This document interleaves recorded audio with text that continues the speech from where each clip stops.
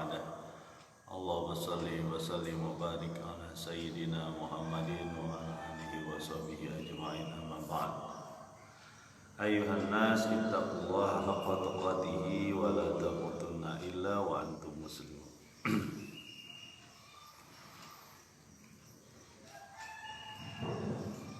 Alhamdulillahirrabbilalamin. Jamaah kampung takwa stay rahimahumullah. Mari kita lanjutkan lagi, masih di surat Asy-Syu'ara,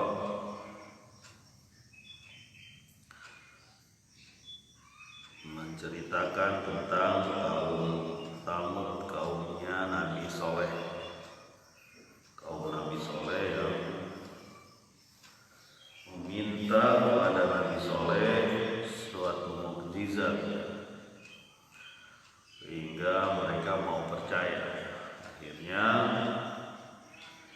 dikirimkanlah mukjizat berupa unta. Ada unta yang untuk ukuran waktu itu merupakan mukjizat. Mungkin dari tempat lahirnya ataupun bentuknya atau kemampuannya waktu itu menjadi mukjizat di kaumnya Nabi Soleh. Kemudian ada perintah untuk tidak menyentuhnya atau tidak membuat unta tersebut celaka. Ya. Terus ada aturannya adalah jangan diganggu ketika hari unta tersebut minum, karena kamu juga punya hari untuk memberi minum kepada unta-unta kaum tersebut. Jadi ada pembagian. Jemaah kampung takwa astagfirullah. Selanjutnya mari kita lihat kesudahan dari kaum Tsamud ini. Di ayat yang ke-157 surat Asy-Syu'ara. Bismillahirrahmanirrahim. Fa'aqaruha fa'asbahu nadimin. Lalu mereka membunuhnya dan mereka menjadi menyesal. Fa'aqaruha, aqara berarti menyembelih. Ya, jadi ada orang-orang yang menyembelih unta tersebut. Berarti ada orang-orang yang melakukan pergerakan untuk menghancurkan dakwahnya Nabi Soleh. Salah satu diantaranya adalah menghancurkan untanya. Karena dianggap unta adalah penarik dari dakwahnya Nabi Soleh. Kalau hati sudah hilang rasa, sudah hilang sisi kebaikan di hati, kering kerontang, walaupun dikasih mukjizat yang banyak, yang besar, yang hebat, itu nggak bakal imannya keluar dari situ. Ya. Dan ini kelihatannya didukung oleh kaumnya, karena tidak ada yang melarang ya, penyembelihan unta Nabi Soleh, nggak ada yang melarang. Berarti mereka mendukung supaya dakwah Nabi Soleh hancurlah, rusak. Ya. Sebelumnya kan dikatakan bahwa Batarum misluna, kamu itu seperti manusia ya. Bahkan kamu ini orang yang terkena sihir ya, kata kaumnya itu. Kemudian apa yang terjadi setelah itu? Malah dibunuh ya. Tidak ada keluar keimanan dari hati yang kering dan kerontang. Ini yang berbahaya. Kalau hati sudah gelap kayak gini, sudah tidak bisa lagi diperbaiki. Bahkan mukjizat yang datang dari Allah Subhanahu wa taala merupakan bukti bahwa Nabi Soleh itu benar, itu dibunuh, disembelih ya. Nabi Muhammad SAW dalam satu hadis ya disebutkan bahwa menyebutkan itu bahwa untanya Nabi Soleh itu memang disembelih. Siapa penyembelihnya? Penyembelihnya berarti orang yang didukung oleh kaumnya, nggak disebutin ya. Yang jelas ada kaum yang mendukung kesesatan dan itu diikuti oleh kaum yang lain. Nah, ini berbahayanya orang-orang yang pendukung kesesatan.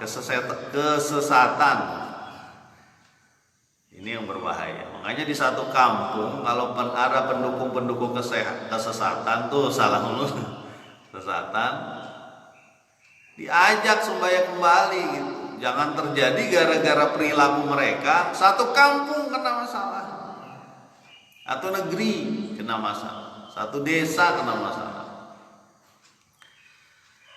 Makanya penting bagi kita ini untuk mengecek lah kanan kiri kita, tetangga kita, menjaga anak ya, kita supaya tidak ikut pendukung kesesatan ini.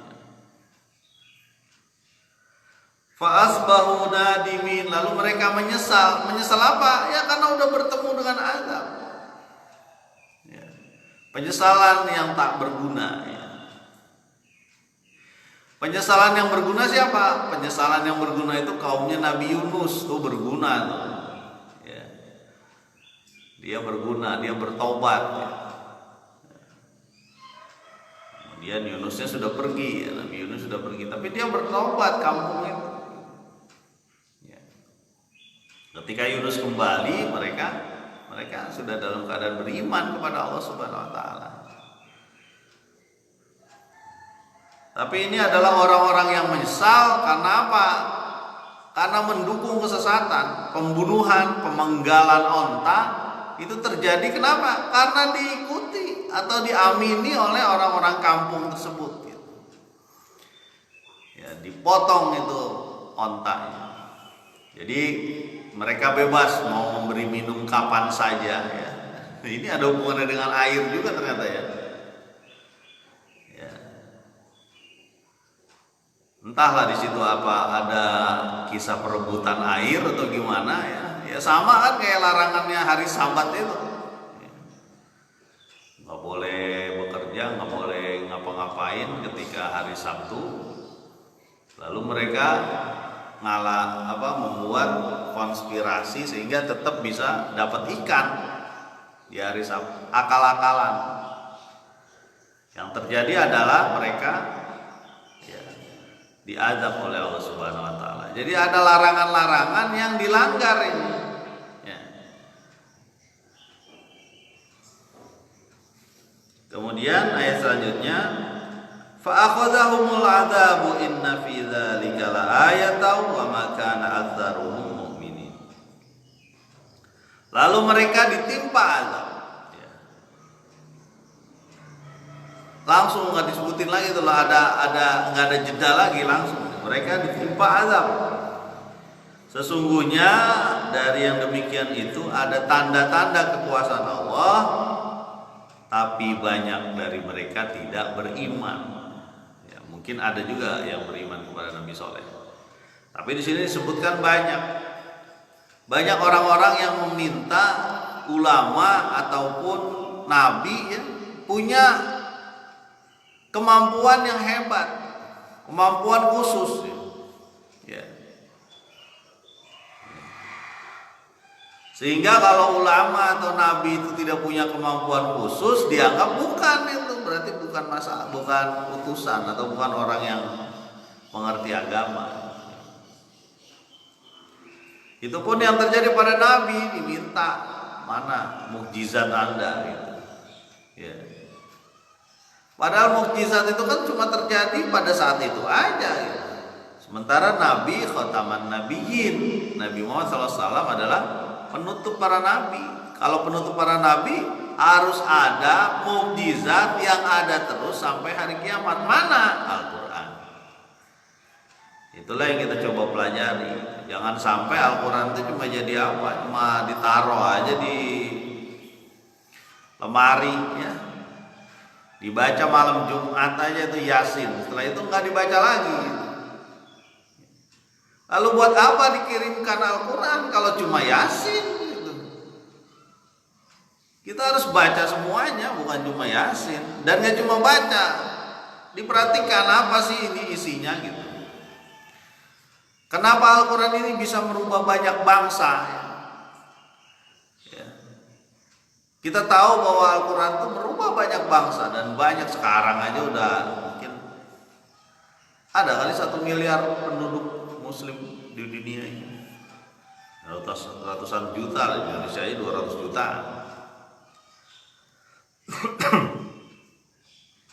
Pertanyaannya adalah Al-Quran mukjizat yang diturunkan kepada Nabi Muhammad SAW, apakah itu dipakai di kaum Muslim sekarang ini? Itu masalahnya.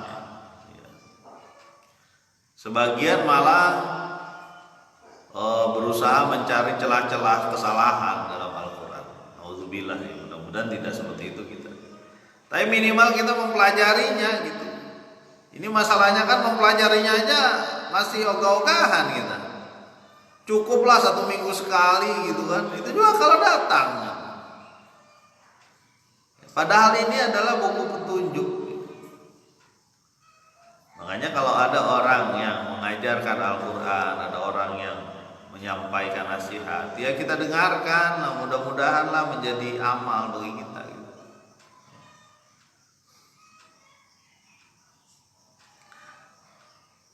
Inna fi dzalika laayatan wa ma kana aktsaruhum mu'minin. Ini tanda-tanda kekuasaan Allah. Jadi kalau bahasa kita, ketika Nabi Muhammad SAW diminta mukjizat, dulu zaman Nabi Soleh juga begitu, nabi-nabi sebelumnya juga sama. Tapi ketika diberikan mukjizat, pada belet, ya, pada ngeyel, nggak mau tahu, ya, bahkan dibunuh, ya, dihancurkan mukjizat.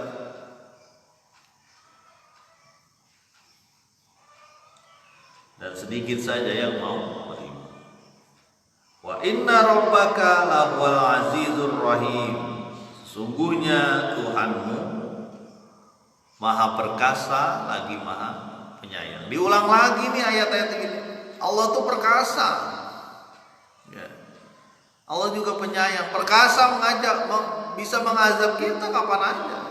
Tapi Allah juga penyayang. Dikasih waktu. Kita masih dikasih waktu. Ya. Jangan sampai nanti sudah selesai masa, ya, tidak ada perubahan pada kehidupan kita. Ketika diberi waktu, ini alhamdulillah itu. Ya. Ada lagu tuh, mumpung masih ada waktu.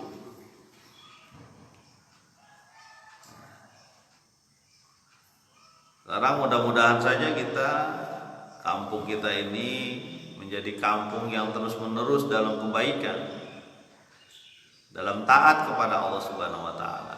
Termasuk mungkin teman-teman yang mendengarkan atau melihat siaran ini, ya. Terus-meneruslah kita berusaha menggapai ridho Allah. Kita dan ahli kita, ku anfusakum wa ahlikum nar. Bersama keluarga kita dan orang-orang di sekeliling kita. Jangan kita biarkan mereka sesat, mereka sulit, mereka susah. Kita lah yang bantu. Demikian, mudah-mudahan bermanfaat. Subhanakallahumma wa bihamdika asyhadu an la ilaha illa anta astaghfiruka wa atubu ilaik. Assalamualaikum warahmatullahi wabarakatuh.